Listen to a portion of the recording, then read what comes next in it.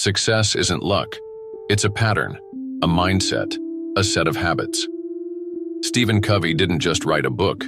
He handed the world a timeless framework for leadership, growth, and personal power. From being proactive to sharpening the saw, these 7 habits have transformed millions of lives. Why not yours? Because real effectiveness isn't about working harder. It's about thinking smarter.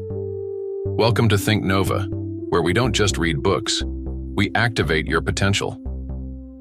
It began not with a lecture, not with a manual, but with a simple question that haunted Stephen Covey's mind over years of observing people and studying principles. What made some individuals truly effective, while others remained stuck, despite having talent, intelligence, or ambition? Covey observed that in every culture and organization, there were individuals who consistently delivered results, commanded respect, and found deep satisfaction in their lives. They were not merely successful in terms of wealth or status, but radiated integrity, trustworthiness, and wisdom. They solved problems at their root, instead of reacting to surface-level symptoms. They built relationships that endured. They navigated life with a sense of direction and confidence. Covey's journey began as a teacher, consultant, and father. He noticed the growing tendency among people to look for quick fixes, techniques, hacks, manipulative strategies that promised instant success.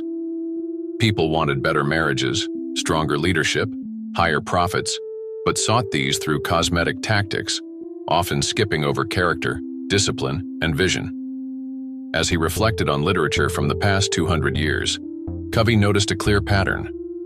For the first 150 years, most writings on success emphasized what he called the character ethic.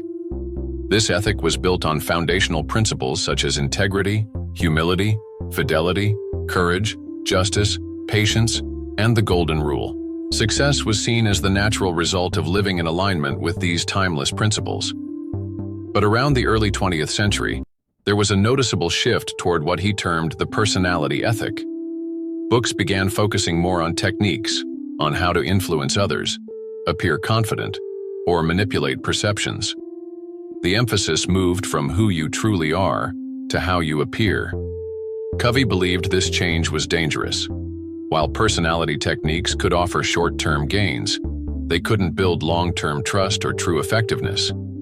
He concluded that genuine success and fulfillment could only come from aligning one's life with enduring principles, the very essence of the character ethic.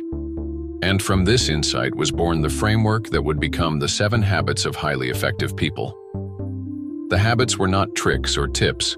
They were internalized patterns of thinking and behaving, deeply rooted in principle, that distinguish truly effective individuals from the rest. Before diving into the habits, Covey introduced the concept of paradigms.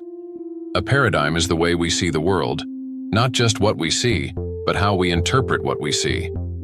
It's a mental map. 2 people can witness the same event and interpret it in entirely different ways because they're seeing through different paradigms. Covey illustrated this with a powerful example, a parable of perception. Imagine being on a subway train. People are quietly reading newspapers. Some are lost in thought, others resting. Then a man boards with his children, who immediately begin shouting, running, and grabbing people's belongings. The atmosphere shifts from calm to chaos. You feel irritation rising. Why doesn't this man control his children? But then he turns to you and softly says, "I'm sorry. We're coming from the hospital where their mother just died. I guess they don't know how to handle it." In that moment, everything changes. Your paradigm shifts from judgment to compassion. This story emphasized Covey's point. If you want to make small improvements, work on your behavior. But if you want to make quantum improvements, work on your paradigms. The 7 habits were built to help people move from dependence to independence, and then to interdependence. Dependence is the state of relying on others. It's the phase of you where one needs support. Independence is about self-mastery. It's the phase of I, the belief that I can do it. Interdependence is higher still. It's the we phase where effective collaboration and synergy occur. The first 3 habits focus on personal victories, moving from dependence to independence. The next three deal with public victories, achieving interdependence through collaboration. The final habit is about continuous renewal. Habit 1. Be proactive. This habit was the cornerstone of personal effectiveness. Covey explained that between stimulus and response, human beings have the power to choose. Unlike animals, which react based on instinct or conditioning, humans can reflect and act based on values. Being proactive means taking responsibility for your own life. It's recognizing that your behavior is a product of your own conscious choices, not of your conditions, feelings, or circumstances. Proactive people focus on their circle of influence, the things they can actually do something about. Reactive people focus on their circle of concern, things outside their control like the weather, politics, or other people's opinions. Covey told the story of Viktor Frankl, a psychiatrist and Holocaust survivor. Despite being in a concentration camp, stripped of every freedom, Frankl realized that he still had the power to choose his response. That internal freedom could not be taken from him. This realization became the foundation of his logotherapy, and it reinforced the first habit. Your life is not what happens to you, but how you respond to what happens. Language reveals how proactive or reactive a person is. Reactive language sounds like, "There's nothing I can do," or "That's just how I am." Proactive language sounds like, "Let's find a solution," or "I will choose a different approach." Covey introduced the concept of responsibility as the ability to choose your response. With this mindset, individuals reclaim their power and begin shaping their own destiny. Habit 2. Begin with the end in mind. This habit urged people to define clear personal principles and long-term goals. To live by design, not by default. It was rooted in the principle that all things are created twice. There's a mental or first creation, and then a physical or second creation. Think of building a house. First, you design it on paper. Only then do you build it. Likewise, in life, if you don't design your life consciously, you might spend years climbing the ladder, only to realize it's leaning against the wrong wall. Covey asked a powerful exercise. Imagine your own funeral. What would you want people, family, friends, colleagues, to say about you? What values do you want to be remembered for? This reflection helped people clarify their personal mission. From there, everything else in life could align. To support this habit, Covey emphasized the importance of having a personal mission statement. This statement became the constitution for one's life, a guiding compass amid life's chaos. It defined who you are and what you're about. It helped make decisions clearer. He explained that roles and goals should flow from your mission. Your roles as a parent, professional, community member, friend, all become vehicles to live your values. People who begin with the end in mind live more intentionally. They aren't driven by trends or other people's opinions. They live out of a sense of purpose.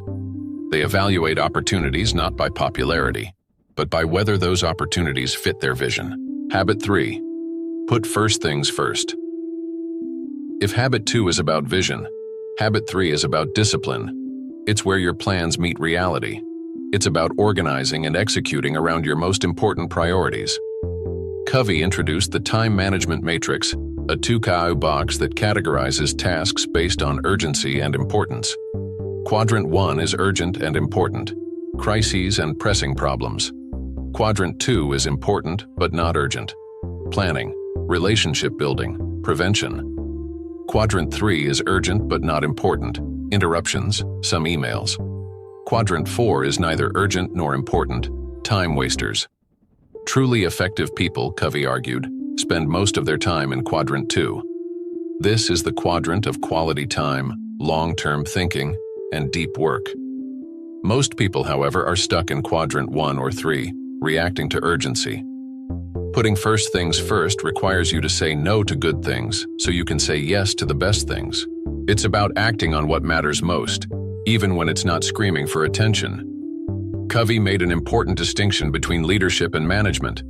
Leadership is about doing the right things. Management is about doing things right. You can be highly efficient at climbing the ladder, but if it's against the wrong wall, you're still misaligned. He told the story of a group of people hacking their way through a jungle. The managers were sharpening machetes, improving processes. But the leader climbed a tree and shouted, "Wrong jungle." Efficiency is meaningless without effectiveness. Habit 3 is where courage and integrity are tested. It's about honoring your values even when it's inconvenient. It's about scheduling your priorities instead of prioritizing your schedule. Covey stressed the power of weekly planning, not daily planning. Planning your week around your key roles and goals ensures alignment with your mission. To live Habit 3, one must subordinate impulses to values. It's choosing to rise early for your goals instead of sleeping in for comfort. It's investing in relationships instead of chasing every distraction. It's making the important things happen. With these first 3 habits, be proactive, begin with the end in mind, and put first things first. Covey guided readers from dependence to independence. This was the private victory. It was invisible, quiet, and internal. But it laid the foundation for every external success. Because public victories cannot substitute for private ones. A person might appear successful on the outside, but without self-mastery, it all crumbles eventually. With personal effectiveness in place, Covey transitioned into the realm of relationships. Habits 4, 5, and 6 would focus on moving from independence to interdependence. This is where synergy is born, where teams thrive, and where families flourish. But it would all begin with a shift in mindset, from scarcity to abundance, from competition to cooperation. And that transition would begin with the 4th habit. It was a mindset that went far beyond cooperation. It was about seeking mutual benefit in every human interaction. Covey saw how society conditioned people into thinking in terms of competition. If someone won, someone else had to lose. This zero-sum mindset was embedded in education, business, even relationships. But true effectiveness, Covey taught, wasn't about beating others. It was about building trust, about cultivating relationships where both sides could win. The win-win paradigm was not a technique. It wasn't a quick-fix negotiation trick. It was a philosophy of human interaction. It required character. It required maturity. And most of all, it required an abundance mentality, the belief that there is enough success, love, recognition, and opportunity to go around. People with a scarcity mindset believed that if one person got a good opportunity, another missed out. If someone got praise, it meant less for them. They often struggled with jealousy, comparison, and resentment. But those with an abundance mindset celebrated others' success. They shared credit. They built people up. And in doing so, they created environments where trust and cooperation could flourish. Covey shared stories from business leaders who adopted the win-win approach in tough negotiations. They didn't focus on how to gain the upper hand. They focused on how both parties could walk away feeling valued and respected. The result? Stronger partnerships, more creative solutions, longer-lasting results. He explained that win-win wasn't always the best approach in every situation. Sometimes win-lose or even lose-win might be necessary in rare circumstances. But for ongoing relationships, especially in family, leadership, and community, win-win was the only sustainable path. It wasn't just about agreeing. It was about balancing courage and consideration. The courage to express your needs. The consideration to understand others. Without both, win-win could not exist. Covey described 5 paradigms of human interaction: win-win, win-lose, lose-win, lose-lose, and win. Win-win sought mutual benefit. Win-lose meant I win, you lose, often driven by ego or position. Lose-win meant surrendering to others, often out of fear or lack of confidence. Lose-lose was when both parties pulled each other down, often out of spite. And win was self-focused. I win, I don't care what happens to you. Only win-win fostered trust, creativity, and long-term success. To practice Habit 4, one must develop 3 essential character traits: integrity, maturity, and an abundance mentality. Integrity meant being true to your values. Maturity meant balancing courage with consideration, and the abundance mentality allowed for genuine collaboration. Covey also introduced the concept of emotional bank accounts, an analogy to describe the trust level in relationships. Every time you keep a promise, show kindness, listen sincerely, you make a deposit. Every time you break a promise, disrespect someone, or ignore their concerns, you make a withdrawal. When the emotional bank account is full, people trust you. Communication flows easily. When it's empty, even the simplest interactions become strained. Thinking win-win required you to build those emotional bank accounts. You couldn't expect mutual benefit if the foundation of trust was missing. It was about long-term relationships, not short-term wins. Habit 5. Seek first to understand, then to be understood. This habit was perhaps the most violated in all of human interaction. Most people listen with the intent to reply, not with the intent to understand. They project their own experiences, their own logic onto others. They assume. They interrupt. They prepare their responses while the other person is still speaking. Covey called this autobiographical listening. It was a common trap, but true communication required empathy. Not just nodding or saying, "I understand." It meant entering the other person's world, feeling what they felt, seeing as they saw. He shared a powerful example. A father approached his son who had been withdrawn and underperforming. Instead of lecturing or advising, the father listened. He asked questions. He stayed quiet. He let the boy speak. For the first time, the boy opened up. He felt safe. He felt seen. Only then, when he felt truly understood, was he open to hearing advice. Covey emphasized that most people seek to be understood first. They jump in with advice, logic, or persuasion. But without understanding the other person's paradigm, it's like prescribing medicine without diagnosis. Empathic listening was not easy. It required patience, presence, and humility. It meant putting aside your own agenda. But the rewards were profound.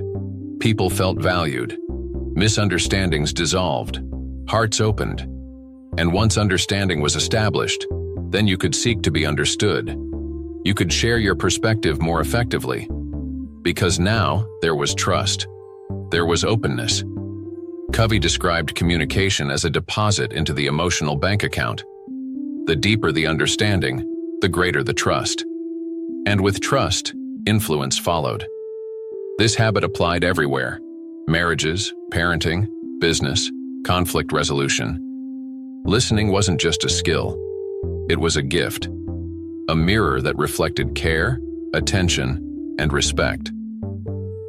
Habit 6. Synergize. The sixth habit was the culmination of the previous ones. Synergy meant that the whole was greater than the sum of its parts. It meant valuing differences, not just tolerating them, but truly embracing them. Most people operated in environments where differences created division, but synergy thrived on diversity. Different perspectives became strengths. Covey gave the analogy of two people working together to solve a problem. One sees the details, the other sees the big picture. Together, they create a solution neither could have created alone. Synergy was not compromise. Compromise was 1 + 1 = 1.5. Synergy was 1 + 1 = 3 or more. It was creative cooperation. It required openness, trust, and a commitment to shared goals. To create synergy, individuals had to be secure in themselves. They had to value others' paradigms as valid, even if different. They had to suspend judgment and ego.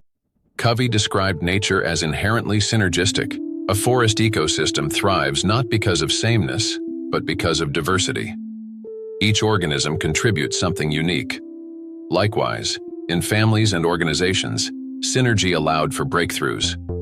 Conflicts became opportunities for deeper understanding. Disagreements sparked innovation. Covey encouraged readers to seek the third alternative. Not your way or my way, but a better way. One that honored both. He called this the high road. Most people defaulted to defensive or aggressive communication. But the high road, where synergy lived, was where trust and understanding met creativity. Synergy was the fruit of habits 4 and 5. When people thought win-win and practiced empathic listening, they could truly synergize. It was where greatness emerged, not from uniformity, but from unity in diversity. Habit 7. Sharpen the saw. This final habit was about renewal. It was the habit that made all the others possible. Covey told the story of a man frantically sawing a tree. He's exhausted. Another man suggests, "Why don't you take a break and sharpen your saw?" The first replies, "I don't have time. I'm too busy sawing." That, Covey said, was the paradox. People are so busy doing that they forget to renew, to reflect, to grow. Sharpening the saw meant preserving and enhancing the greatest asset you have, you. It involved renewal in 4 dimensions: physical, mental, social, emotional, spiritual. Physically, it meant exercise, nutrition, and rest. Mentally, it meant continuous learning, reading, and challenging your mind. Emotionally and socially, it meant building relationships, contributing, practicing empathy. Spiritually, it meant connecting to principles, meditation, nature, or faith. Covey emphasized that neglecting any one of these dimensions led to imbalance, burnout, ineffectiveness. But regular renewal created momentum, energy, clarity. He called this the upward spiral. As you renew, you grow. As you grow, you apply the habits at a higher level. You become more effective, more aware, more fulfilled. Renewal wasn't a luxury, it was a necessity. It was what kept you sharp in a world that dulled attention, drained energy, and demanded constant output. Covey concluded that personal effectiveness was not a destination. It was a process, a lifestyle. The 7 habits weren't isolated steps, they were interconnected. Each one reinforced the others. Together, they created a foundation for principled living, for becoming not just successful, but deeply effective. In character, in contribution, and in legacy. He reminded readers that the power to change was always within them, not in circumstances, not in other people, but in their own choices. Because between stimulus and response, there lay a space, and in that space was the power to choose, the power to be proactive, the power to live with vision, to prioritize what mattered, to seek mutual benefit, to understand, to synergize, and to renew. That was the path of the highly effective. That was the path of greatness. As Stephen Covey transitioned from the habits themselves into deeper application, he urged readers to not only understand the 7 habits intellectually, but to live them, to internalize them until they became second nature. Effectiveness, after all, was not about knowing the path. It was about walking it. He believed that true change never happened overnight. It came slowly, quietly, one choice at a time, and it always began on the inside. He revisited the idea of paradigms, the mental maps that guide behavior. He said that changing habits without changing paradigms was like trying to paint over rust. The surface may look better, but underneath, the decay would eventually show. People who approached the 7 habits merely as tools to be used missed the point. These weren't tricks to manipulate others. They were principles to become someone better. He emphasized that character was more important than personality, integrity more vital than image, trust more enduring than charm. Covey introduced the concept of aligning the center of your life with correct principles. He observed that many people made their lives centered around things that were unstable: spouse-centered, work-centered, money-centered, pleasure-centered. These were fragile foundations. They left people reactive, vulnerable, and inconsistent. For example, someone who was spouse-centered might feel great when the spouse was happy, but crushed when the spouse was upset. Someone who was money-centered might compromise values in pursuit of more income or feel insecure when wealth declined. He argued that only a principle-centered life gave true strength, because principles didn't shift. They didn't get sick. They didn't leave. They didn't crash in the market. They stood firm. People who anchored their lives on principles operated with clarity, confidence, and calm, even in chaos. They were guided not by moods, but by values. and their lives had integrity from the inside out. Covey then showed how the 7 habits aligned naturally with human development. The first 3, be proactive, begin with the end in mind, and put first things first, developed independence. They helped a person move from being controlled by the outside to being led from within. They laid the foundation of self-mastery. Then came habits 4, 5, and 6, think win-win, seek first to understand, and synergize. These moved a person from independence to interdependence. They unlocked the ability to create effective relationships, teams, families, and organizations. Finally, habit 7, sharpen the saw, sustained all the others. It was about renewal, growth, and long-term excellence. Covey shared that no habit existed in isolation. Each habit built upon the ones before it. They were sequential. They were synergistic. You could not skip steps. Trying to practice habit 6 without internalizing habits 4 and 5 would not work. You couldn't create synergy without empathy. You couldn't show empathy if you weren't seeking win-win. And you couldn't live win-win if you didn't have personal security from private victory. He explained that some people tried to jump straight into public victories. They tried to lead others without leading themselves. They tried to fix relationships without working on their own character. But without personal credibility, influence would always be limited. Trust would remain shallow. He offered examples from organizational life. Leaders who skipped personal mastery often relied on intimidation, manipulation, or charisma. But their results were short-lived. People complied, but they didn't commit. Fear created movement, but not meaning. By contrast, principle-centered leaders inspired real loyalty. They created environments of trust and creativity. People felt safe to speak, to try, to grow. Covey also emphasized that applying the habits required courage. It meant facing uncomfortable truths. It meant delaying gratification. It meant choosing integrity when it cost. He described how habit 1, be proactive, was tested daily. Every moment of frustration, every interruption, every unexpected problem was a chance to choose a response. Would you react with blame or act with ownership? Would you focus on your circle of concern or your circle of influence? He encouraged people to keep promises to themselves, no matter how small, because every kept promise strengthened self-trust. And self-trust was the foundation of confidence. With habit 2, begin with the end in mind, he warned that people drifted when they had no clear vision. They chased careers, trends, and distractions. But when you wrote your personal mission statement, it became your North Star. It clarified priorities. It gave purpose. It filtered out the noise. You stopped living by default and started living by design. Habit 3, put first things first, was where real character emerged. It was easy to say family was a priority. But did your calendar reflect that? Did you schedule time for relationships, reflection, renewal? He emphasized that the key was not time management.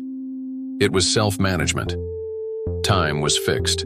You couldn't control how much time you had, but you could control where your focus went. When people lived in quadrant 2, important but not urgent, they reduced crisis. They built resilience. They invested in what truly mattered.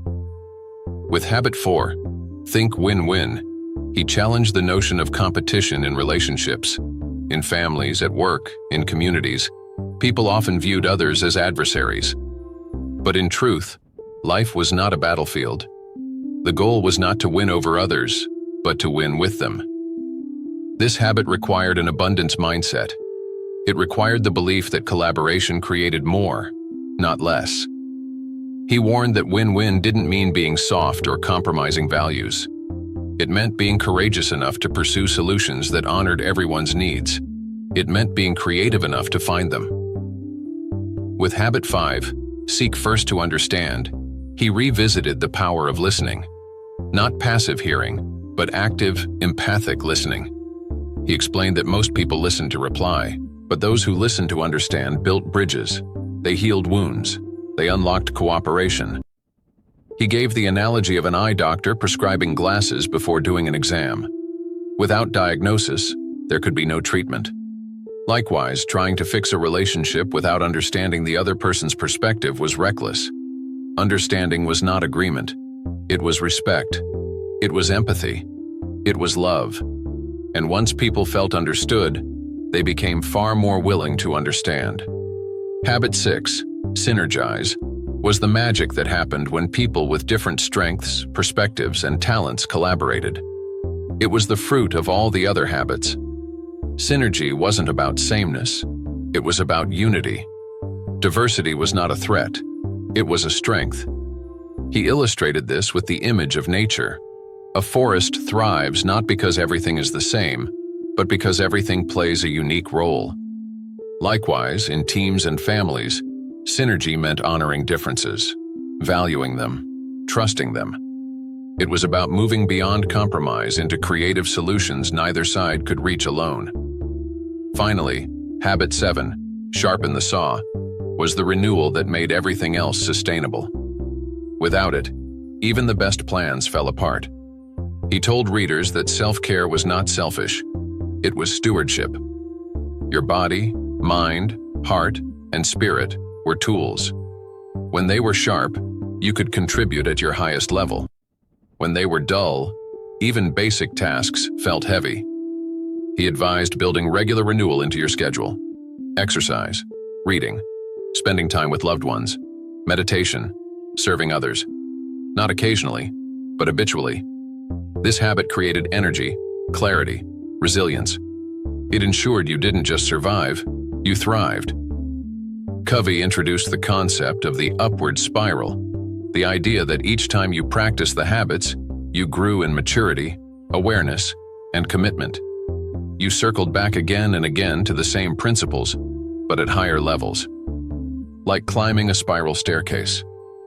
The view changed, your understanding deepened, but the foundation remained the same.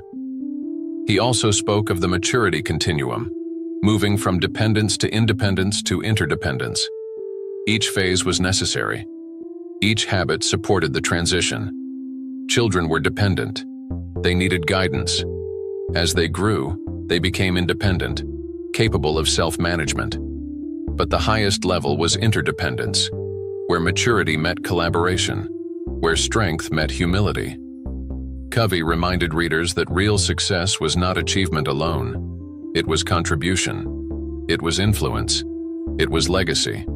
And that required a person to become a master of themselves, a leader in relationships, and a steward of principles. He urged them to live the habits, not just learn them, to revisit them, to reflect, to teach them to others. Because teaching reinforced learning, and by helping others grow, you grew yourself. He acknowledged that the journey wasn't easy, that the habits went against much of popular culture, that they demanded effort. But he also promised that the rewards were unmatched, that a principled life, though difficult at times, was the most joyful, powerful, and meaningful life one could live. Because it wasn't built on trends or image, it was built on timeless truth. And in that truth was freedom. Freedom to choose, to change, to create, to love, to leave the world better than you found it. Stephen Covey knew that knowledge alone would not bring transformation. It was in living the habits day by day, decision by decision, that people unlocked their power. The 7 habits were not rules to be followed blindly, but deep principles to be internalized. He spoke of the law of the harvest. You can't plant today and harvest tomorrow. You must cultivate the soil, water the seeds, protect the growth, and wait patiently. In the same way, building a character-centered life took time, but just like a harvest, the results were abundant and lasting. Covey emphasized the need for personal alignment. Many people lived divided lives, one face at home, another at work. They compromised values for approval or results. This fragmentation led to stress, guilt, and inner conflict. But those who lived in alignment with principles experienced peace. They felt whole.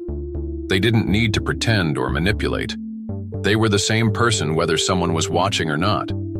That was integrity. That was effectiveness. He shared the story of a young executive who, after applying Habit 2 and writing his mission statement, began living by it with quiet conviction.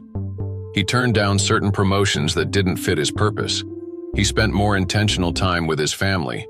Years later, when his company faced a moral crisis, he was the one others turned to, because he was trustworthy. He hadn't just built a resume. He had built a reputation. That kind of trust wasn't built in one day. It came from living by principles consistently, even when no one noticed. Especially when no one noticed. Covey also addressed the struggles people faced with implementing the habits. Some feared rejection. Others feared loss. Some lacked discipline. Others lacked clarity. He reminded readers that failures were not signs of weakness. They were signs of being human. What mattered was learning, rising again, recommitting. Because the habits were not about perfection. They were about direction. Each attempt to be proactive, to prioritize values, to seek understanding, each attempt was a deposit into your character. And those deposits added up. They formed identity. He encouraged people to teach the habits to their children, to raise a generation grounded not in popularity or appearance, but in purpose and principle. He believed that families were the first organizations, the first communities. And when children grew up in homes that practiced win-win, empathic listening, and synergy, they didn't just learn to behave, they learned to become. He offered strategies to bring the habits into family life. Weekly family time for renewal, shared mission statements, family meetings where everyone had a voice. He showed how Habit 5, seek first to understand, transformed parenting. Instead of lecturing, parents listened. Children felt heard. Resentment faded. Respect grew. He spoke of a father who, after years of conflict with his teenage daughter, decided to stop talking and just listen. Day by day, she began to open up. The walls fell. A relationship that had once been cold became warm again. That was the power of presence. That was the power of Habit 5. Covey also addressed the workplace. He showed how the 7 habits created high-trust organizations, where people were not controlled by fear, but inspired by vision, where leadership was not about power but principle. He introduced the idea of the abundance mentality in organizations. Instead of hoarding information, effective teams shared openly.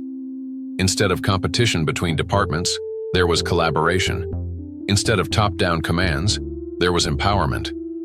He gave the example of a company that implemented win-win in their performance reviews. Instead of rating and ranking employees in secrecy, they invited open dialogue. Supervisors and team members created mutual agreements. Expectations were clear. Accountability was shared. And performance soared. Because when people feel trusted, they act trustworthy. When people feel understood, they open up. When people feel valued, they give more. These were not theories. These were realities proven in boardrooms, classrooms, and homes. But Covey was clear. Principles must be applied with wisdom. They were not formulas. Win-win didn't mean surrendering core values to please others. Empathic listening didn't mean tolerating abuse. Synergy didn't mean giving up discernment. Principles were stable, but life was dynamic. And living the habits required ongoing awareness. It was a dance between conviction and compassion, between courage and consideration, between initiative and humility. He also reminded readers that everyone had a unique contribution. Effectiveness didn't mean becoming someone else. It meant becoming fully yourself. Not conforming to expectations, but discovering your mission and then living it. He told the story of a woman who, after years in corporate finance, realized her mission was education. She left her job, started a learning center, faced setbacks, but she was alive, aligned, at peace. That was Habit 2 in action. Begin with the end in mind. That was effectiveness. He also warned about burnout. He saw many people striving hard, doing good work, but losing themselves in the process. They had no time to renew, no time to reflect. Their relationships frayed. Their joy faded. That's why Habit 7 was vital. Sharpen the saw. It wasn't a luxury. It was the root of sustainability. He encouraged people to build daily rituals of renewal. 10 minutes of silence in the morning. A walk in nature. A phone call to someone they loved. A journal entry. A workout. A good book. Even small acts, repeated consistently, had great impact. They recentered the soul, recharged the body, reconnected the heart. And from that place of strength, people could return to their work, families, and missions with fresh energy. Covey closed the journey with a reminder of what it meant to live a principle-centered life. It was not about being perfect. It was about being real. It was not about controlling others. It was about mastering self. It was not about success at any cost. It was about significance with integrity. He spoke of the compass and the clock. The clock represented schedules, goals, appointments. The compass represented vision, values, principles. Most people lived by the clock. Few lived by the compass. But when the compass guided the clock, when values directed priorities, life found balance, focus, meaning. He encouraged people to revisit the 7 habits regularly, to reflect on them not as steps to check off, but as lenses to see the world through. Each day brought new opportunities to live them, to respond proactively, to center decisions on values, to schedule what mattered, to seek mutual benefit, to truly listen, to collaborate, and to renew. He knew that life would always bring change, but principles did not change, and those who aligned with them found stability even in storms. They became beacons in families, guides in workplaces, builders in communities. And they left a legacy not just of what they did, but of who they were. The 7 habits were not an end. They were a beginning, a foundation, a way of living that turned people from reactive to proactive, from scattered to focused, from isolated to connected, from busy to fulfilled. It was a journey, from the inside out, and it was open to all, to anyone willing to live deliberately, to choose courage over comfort, character over convenience, principles over popularity. That was the path of effectiveness.